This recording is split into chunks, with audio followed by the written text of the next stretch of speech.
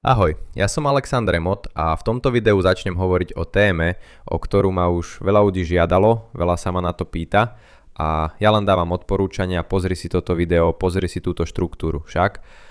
Ale teraz ti budem hovoriť konkrétne o dorsalgii, bolesti chrbta, bolesti medzi lopatkami, bolesti rebier, vzadu samozrejme však. A v tomto prvom videu budeme hovoriť o tých bolestiach spúšťacích bodov, o napätí medzi lopatkami a tu v tomto svale, ktorý je nad lopatkou v ramennom svale, ktorý sa volá trapéz. Lopatka je trojuholník, ktorého základňa, teda široká strana je hore a vrchol je dole a vzadu.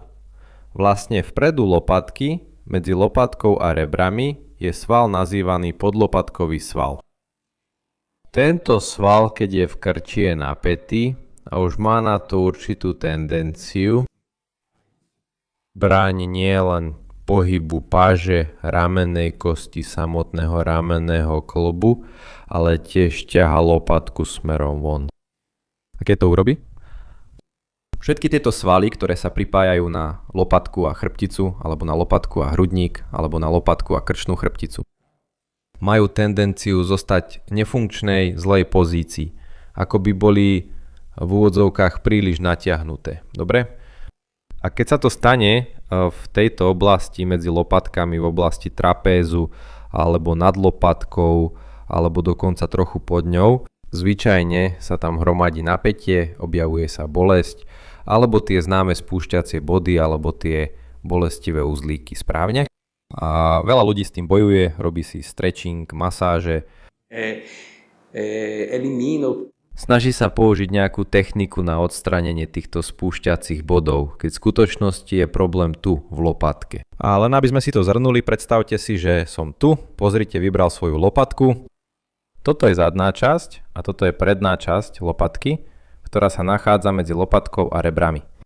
Odtiaľto vychádza ten sval, o ktorom som hovoril, nazývaný podlopatkový sval, ktorý ťahá lopatku von. Aby sme vykonali túto inhibíciu, zlepšili podlopatkový sval a uvoľnili celú tú oblasť bolesti, nepohodlia a zvýšeného napätia, obopneme lopatku týmto spôsobom, palec pôjde medzi lopatku a rebra a ostatné prsty zostanú vzadu. Na to, ak chcem pracovať s pravou lopatkou, položím pravú ruku na ľavé rameno. Lopatka bude tu. A urobím presne to, čo som povedal, pozri. Palec vojde, objímajú z lopatku, dávaj pozor, aby si nešiel príliš do stredu k rebrám, dobre?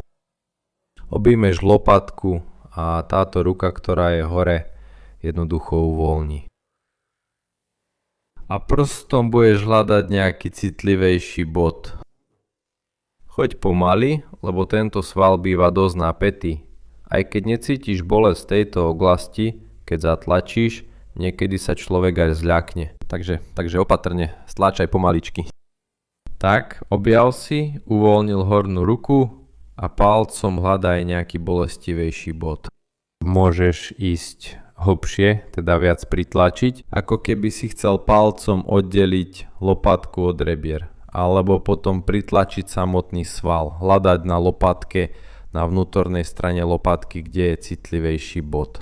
Keď nájdeš ten citlivejší bod, môžeš pracovať dvoma spôsobmi. Prvý spôsob je robiť jemnú krúživú masáž, pričom udržiavaš tú bolesť čo najmiernejšiu. Masíruj to miesto, kým nepocítiš, že sval je uvoľnenejší, mäkší a bolesť ustupuje. Druhý spôsob, ako pracovať s týmto citlivým bodom, s týmto svalom, je pomocou ischemickej inhibície alebo Jonesovej inhibičnej techniky. Čo budeš robiť? Budeš tlačiť na ten bod, udržiavať bolesť čo najmenšiu, len miernu bolesť. A pri každom výdychu sa snaž uvoľniť hornú ruku, viac uvoľniť rameno, nechaj rameno spadnúť na zem. Udržuj tento tlak, kým bolesť neustúpi, alebo udržuj tlak 90 sekúnd podľa toho, čo nastane skôr. Potom, čo si našiel 1, 2, 3 bolestivé body a vykonal si prácu, teda deaktiváciu týchto bodov, môžeš znovu otestovať napätie v týchto svaloch, vyhľadať spúšťacie body a zistiť voľnosť pohybu ruky. U väčšiny ľudí celá táto oblasť bolesti a napätia zo spúšťacích bodov zmizne ako mávnutím čarovného prútika.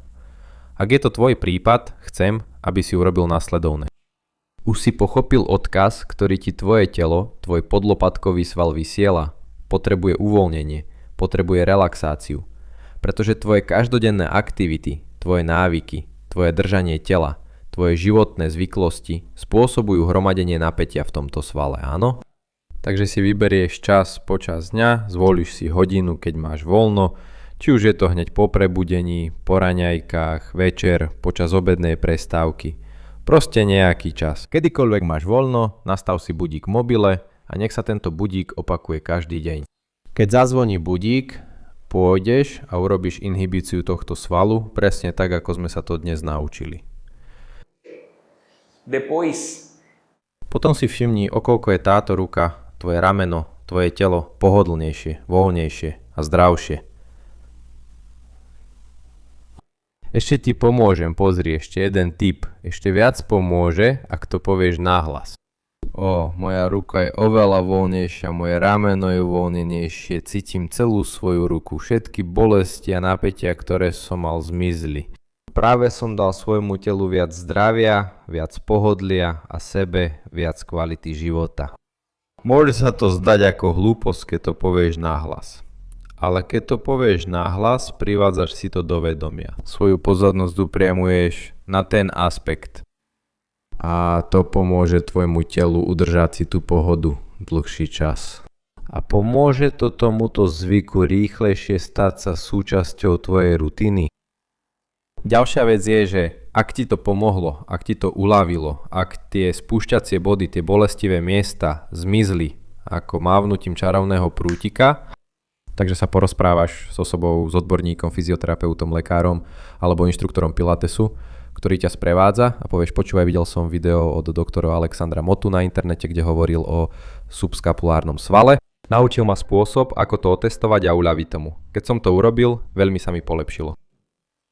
Alexandre, prečo by som to mal povedať? Jednoducho preto, že táto informácia môže pomôcť lepšie nasmerovať tvoju liečbu.